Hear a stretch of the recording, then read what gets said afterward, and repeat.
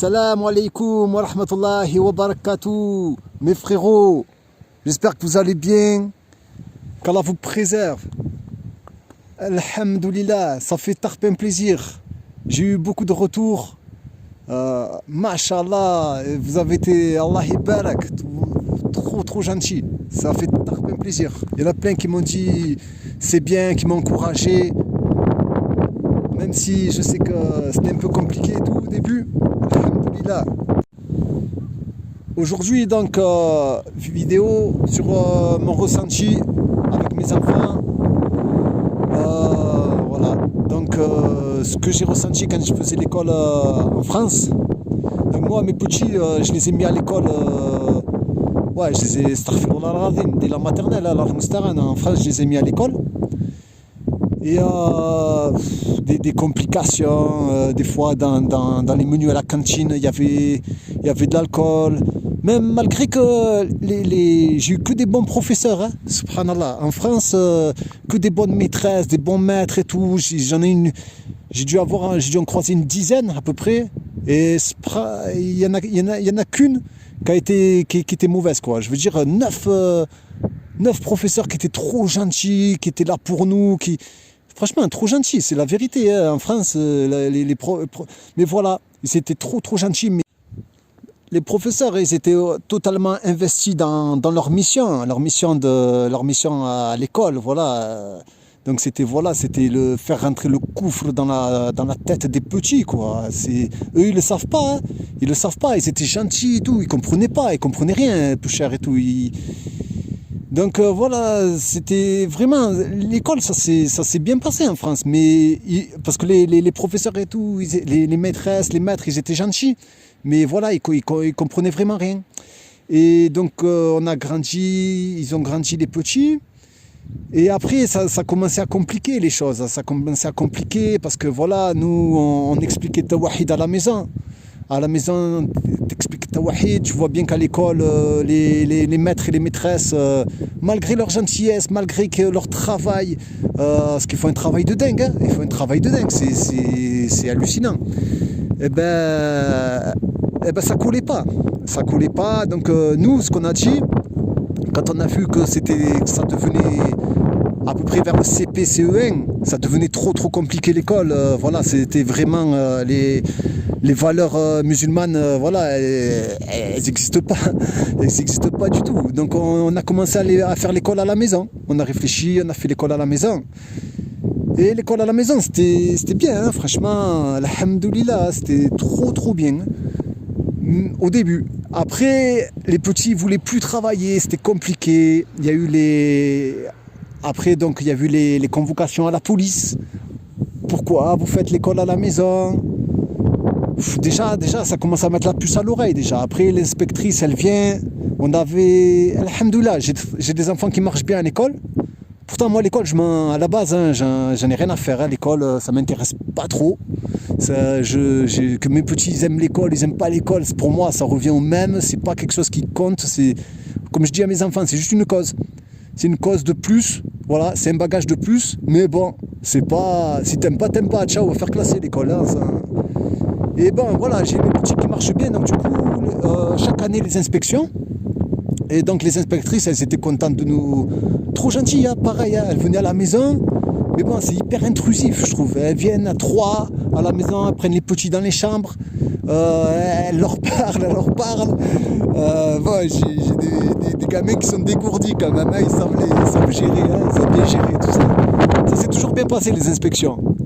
Et bon, après l'inspection, c'est bizarre quand même. On a toujours une petite convocation à la police qui n'a aucun rapport, hein, qui n'a aucun lien. Mais inspection, convocation à la police et tout. Voilà, donc du coup on a dit laisse tomber, c'est chaud. On est parti, alhamdoulilah, on a fait ce qu'on a pu, on est parti. Et voilà, quand on est arrivé en Algérie, c'était le top. Au début on a commencé à vouloir mettre les enfants dans les écoles publiques. Et les écoles publiques, c'est pas du tout comme la France, hein. Ils n'ont aucun moyen. Hein. Aucun moyen, 2 heures de cours par jour. Bon, c'était pendant le Covid, maintenant il y en a 4 heures maintenant. C'est 2 heures et voilà, pas de cantine. Bon, il y a des choses qu'on ne comprend pas, hein. Pas de cantine, je sais pas du tout pourquoi. École publique, pas de cantine. Ça nous a fait un choc. Du coup, on a mis les petits dans les écoles privées. Et là, école privée, alhamdoulilah, on est tombé sur une très très bonne école. Alhamdoulilah, le directeur, mashallah, Qamis, Shashia, Allah Ibarak, il te parle de din, tu vas dans son bureau, il te récite des versets du Coran, t'arrives à l'école, l'accueil, c'est des versets de Coran, il y a mashallah, les maîtresses, sitar, les gants, tout. C'était vraiment, vraiment le top. Hein. Pour les enfants, vraiment, ils ont grandi là, ils grandissent vraiment dans un environnement sain, quoi. Sain, c'est pur. C'est bon. Après, attention, hein, c'est l'Algérie. C'est pas comme la France. Hein. C'est pas parfait. Mais, alhamdoulilah, franchement, la vérité, les petits, ils étaient trop contents. Voilà, ils ont pu avoir une sociabilité, ils ont pu avoir beaucoup de liens sociaux, beaucoup de copains. Ouais, ils se régalent. Les petits, ils apprennent quand la femme de ménage, elle dit aux enfants, quand vous sortez des toilettes, on dit Roufranaka. Voilà, la femme de ménage, qui n'a aucun rapport. C'est une éducation, une bonne éducation. Et donc, du coup, par contre, voilà, mes petits, c'était compliqué. Ils n'avaient pas l'arabe, ni l'algérien. Ils ne parlent pas algérien. Et ils ne parlent pas l'arabe et l'arabe littéraire, ils savaient à peu près lire et écrire, mais vraiment à peu près. Donc là, c'est compliqué parce que c'est pas comme en France, il n'y a pas des structures, ils vont pas mettre en place comment on appelle ça déjà, des retenues, je crois, où on retient l'élève 1 heure, on lui fait des cours particuliers, tout ça, il n'y a pas tout ça. Donc tout ça, il faut faut de l'argent, il faut quand même pas mal d'argent parce que les écoles elles sont assez chères.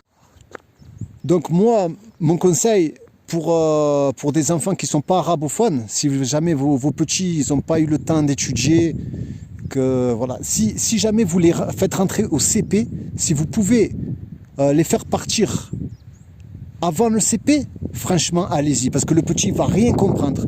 Si vous êtes un petit peu pauvre et tout là-bas, le petit ne va même pas calculer. C'est le top. Par contre, s'ils arrivent après le CP, on va dire CE1, CE2, ça passe encore. À partir du CE2, il faut que vous payiez des cours particuliers. Il faut que vous prévoyiez un budget pour les cours particuliers en arabe. Voilà, il faut à tout prix. Je sais que c'est dur, hein, les frères. Hein, je sais que c'est difficile, mais c'est pour votre bien, c'est pour votre avenir. Saignez-vous, battez-vous, faites des heures supplémentaires. Je sais pas, débrouillez-vous comme vous pouvez, mais faites des cours particuliers parce que nos petits, c'est l'avenir. Nous, voilà, on a découvert le minhaj tard, mais nos petits, ils ont la possibilité, vous voyez, de grandir dans l'islam et tout. Alhamdoulilah. Donc, Inch'Allah, ouais. Et après le CE2, c'est compliqué. Il faut à tout prix prévoir un budget, une discipline. Il faut que vous les 1 heure, 2 heures par semaine avec les devoirs, il faut contrôler. Et là, Inch'Allah, le petit va avoir un bon avenir. Votre enfant, je pense qu'il va, si vous êtes régulier, discipliné, rigoureux, le petit, Inch'Allah, votre enfant, il va avoir un bon avenir, il va avoir une bonne place dans la société algérienne. Inch'Allah, avec tawahid, tawakkul, tout ça, il va avoir une très très bonne place dans la société algérienne. Donc n'hésitez pas. Par contre, voilà, je voulais parler aussi des enfants qui viennent un petit peu plus grands, les pauvres, peu chers. Moi, ça m'est pas arrivé, mais ceux qui viennent après 12, 13 ans, 14 ans, qui font beaucoup d'efforts. Moi, je les vois à la mosquée, ils sont là dans leur coin. C'est difficile pour eux. C'est difficile. Ils ont l'adolescence peu cher. Et en même temps que l'adolescence, ils doivent trouver leur place. Ils ne trouvent pas leur place en Algérie. Ils ne comprennent plus rien. D'un coup, là, parce qu'il y a beaucoup de frères pauvres ici. Il y a beaucoup de pauvreté. Donc le petit ne comprend pas. Il se dit, oh, j'étais en France, je vais dans le bâtiment, je monte dans le camion à 6h du matin, je gagne 800 € en apprentissage, j'ai le booster, machin et tout, je vais ici, aucun avenir et tout. Donc il faut vraiment étudier une stratégie pour les petits, pour les faire rester, leur faire rentrer la religion dans leur cœur, leur faire rentrer l'Azzawajal dans leur cœur. Sinon, le petit il va se tailler. Hein. Le problème de tous les frères qui ont fait la hijra il y a 10-12 ans, c'est d'avoir des enfants qui veulent tous se barrer. Hein. Ils veulent aller mettre le djinn en France et voilà, c'est l'objectif hein, des plus chers. Hein. Je les juge pas. Hein. Je les juge pas, mais c'est très très compliqué. C'est très très compliqué.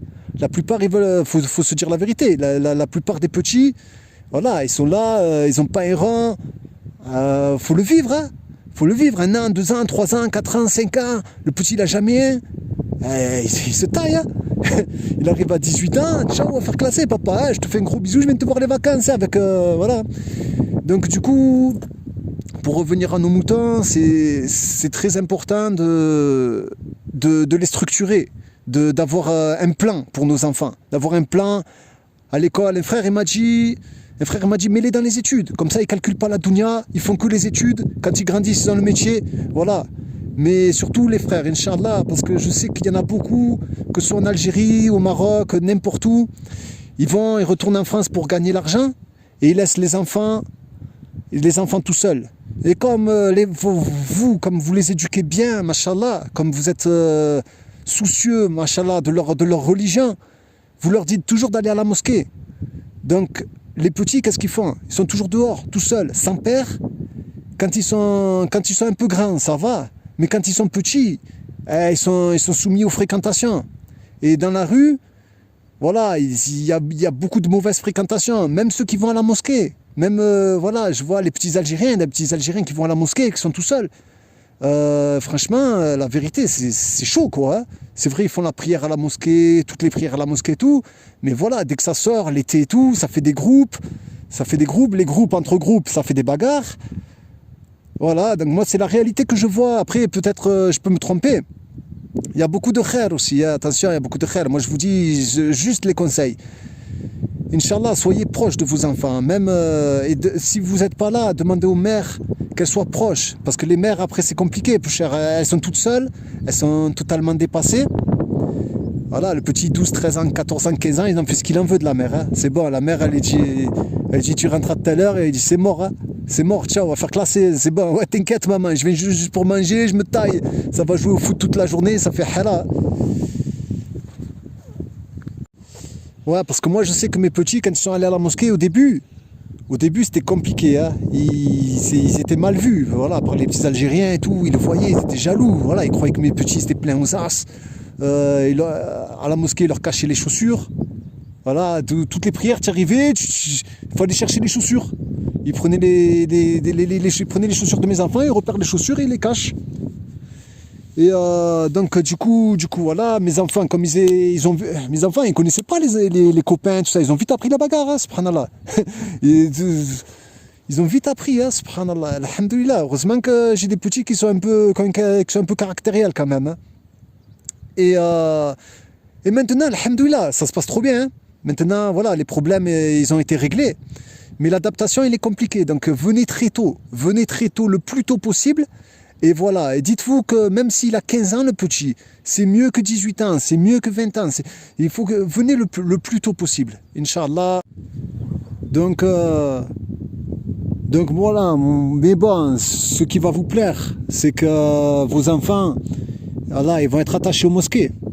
Les petits, ils sont attachés aux mosquées. De toute façon, moi, je vais m'égarer un petit peu du sujet, mais c'est ce que je voyais en France. Je voyais des frères du bled qui débarquaient en France et je les voyais très très attachés à la mosquée. Et beaucoup, ouais, vous voyez, déjà ils avaient fait l'erreur de venir en France. Mais malgré ça, ils étaient très... Je sais pas si vous voyez en France, les frères qui viennent du bled, oh, ils sont trop attachés à la mosquée. Voilà, moi, ça m'avait choqué. Et donc ça, c'est parce que les parents, depuis tout petit, leur ont dit la prière à la mosquée, prière à la mosquée, prière à la mosquée.